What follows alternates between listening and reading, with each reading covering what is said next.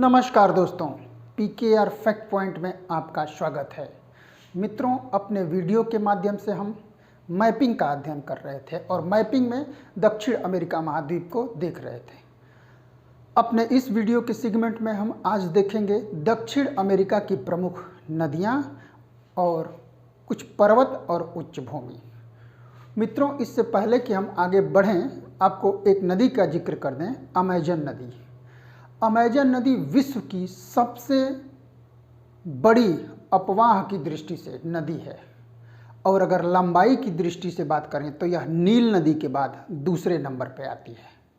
ठीक है मित्रों, अब अमेजन नदी कहाँ से निकलती है, उसकी क्या विशेषता है, आइए देखते हैं। मित्रों, आप इस मार्कर पे गौर करिएगा। ये स्थान जो है यह पेरू है, पेरू में पड़ता है। पेरू में एंडीज पर्वत फैला हुआ है।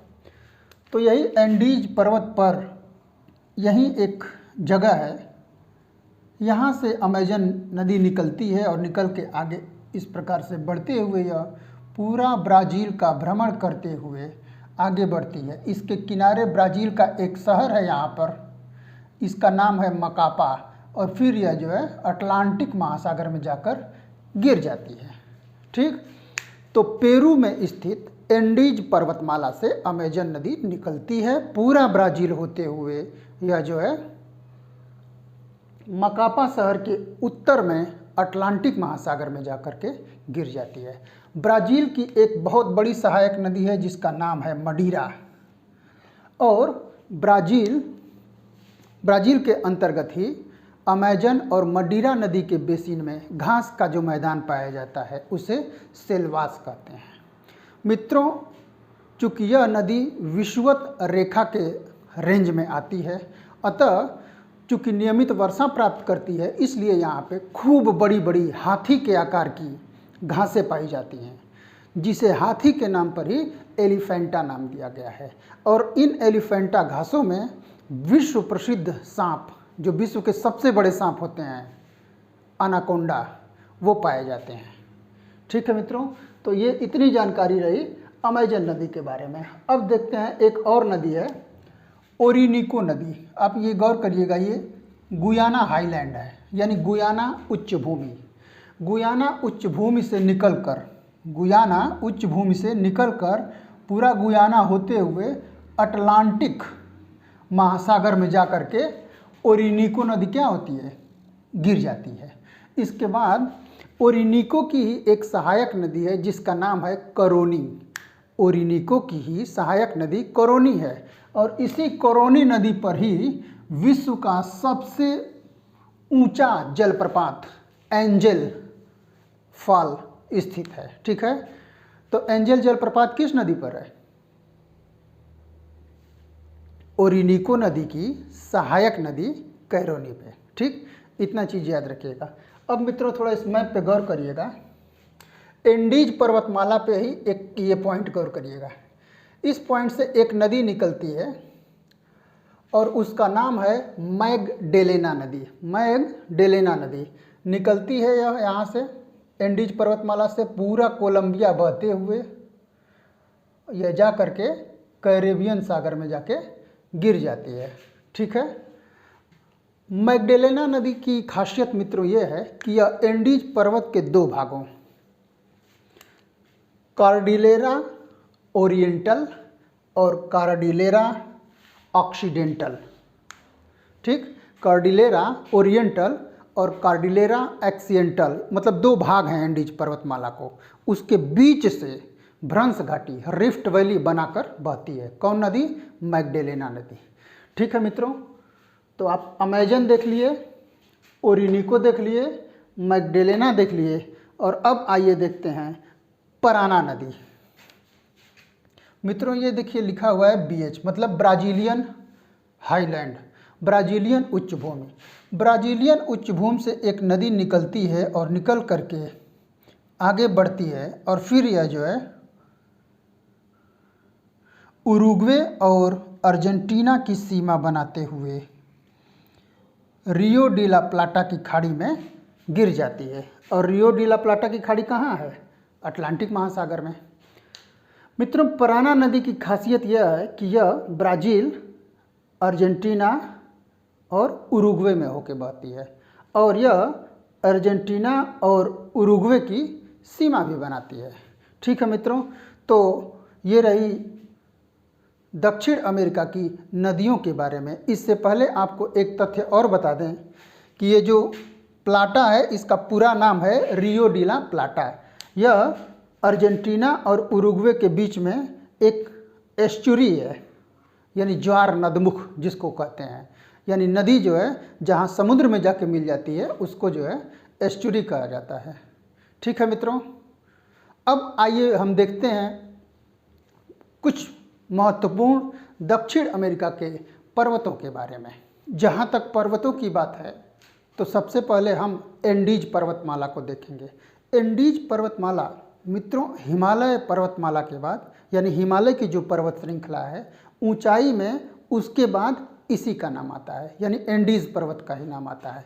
एंडीज पर्वत पूरा एक लंबी श्रृंखला है जो एकदम उत्तर ब्राज़ील से लेकर के, क्षमा करिएगा, उत्तर वेनेजुएला से लेकर के और पूरा चिली के आखिरी तक यह फैला हुआ है। यह 7 देशों में फैली हुई है और वो 7 देश कौन कौन से हैं?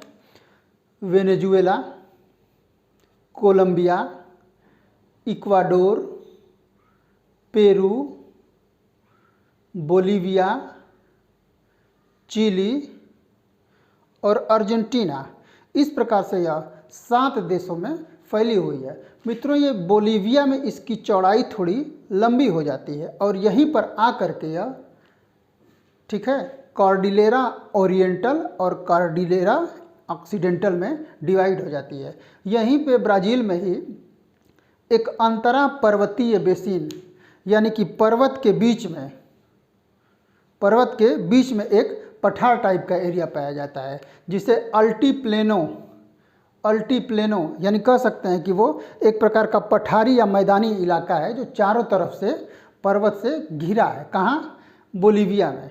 ठीक है मित्रों, इसके नीचे आप जब आएंगे तो इसी एंडीज के क्षेत्र में आटाकामा का मरुस्थल पाया जाता है जो विश्व का सबसे शुष्कतम स्थल है और यह जो है अपने खनिज भंडारों के लिए प्रसिद्ध है। खासकर नाइट्रेट का यहाँ पे भंडार पाया जाता है। आप एंडीज पर्वत श्रृंखला के बारे में जानने के लिए जब आगे बढ़ेंगे तो अर्जेंटीना में इसकी सबसे ऊंची चोटी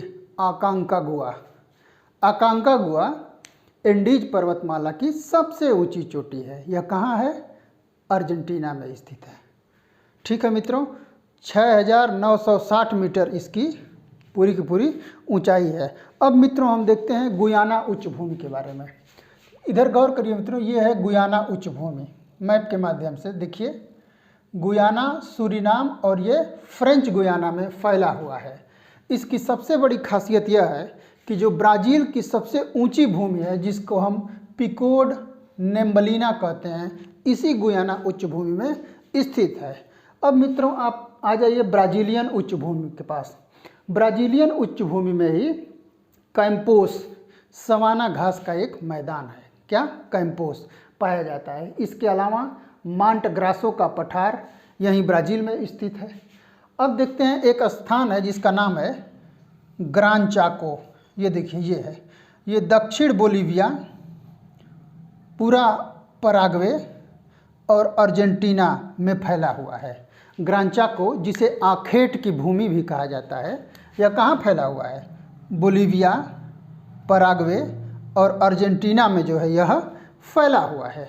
ठीक है मित्रों, अब देखिए, आप जब अर्जेंटीना में चले आएंगे तो यहाँ पे जो है एक घास का मैदान है जिसे आप पैम्पास के नाम से जानते हैं और यह पैम्पास जो है यह शीतोष्ण कटिबंधीय घास है। ठीक, पैम्पास शीतोष्ण कटिबंधीय घास है और यहीं पे अल्फा नामक एक पोषण युक्त घास पाई जाती है। ये परीक्षाओं में कई बार पूछा जा चुका है। अब मित्रों कुछ हम फैक्ट के बारे में बात कर लें। ब्राज़ील में एक काफ़ी बागान है जिसको हम फजेंडा के नाम से जानते हैं। क्या है? काफ़ी बागान जो है उसको हम फजेंडा के नाम से जानते हैं। ठीक है मित्रों, एक जो है स्थानांतरीय खेती यहीं पे की जाती है ब्राज़ील में ही, जिसे हम ग्यूकास कहते हैं। ब्राज़ील में ही रबर का सबसे पहले अमेजन बेसिन में उत्पादन शुरू किया गया था। यहाँ सबसे बड़ा जलप्रपात जो है इगुआजो जलप्रपात है, जो पराना नदी पे है, मतलब ये बड़ा में है। सबसे बड़ा जो जलप्रपात है वह इगुआजो जलप्रपात पराना नदी पे है। तो ये रही मित्रों ब्राज़ील के नदियों और पर्वतों के संदर्भ में कुछ जानकारी। अगले वीडियो में हम मिलेंगे कुछ महत्वपूर्ण दक्षिण अमेरिका के परिक्षोभी तथ्यों के साथ, और इसी के साथ दक्षिण अमेरिका महाद्वीप को हम समाप्त करेंगे। ठीक है मित्रों, मिलते हैं अगले वीडियो में। तब तक के लिए नमस्कार, जय हिंद, जय भारत।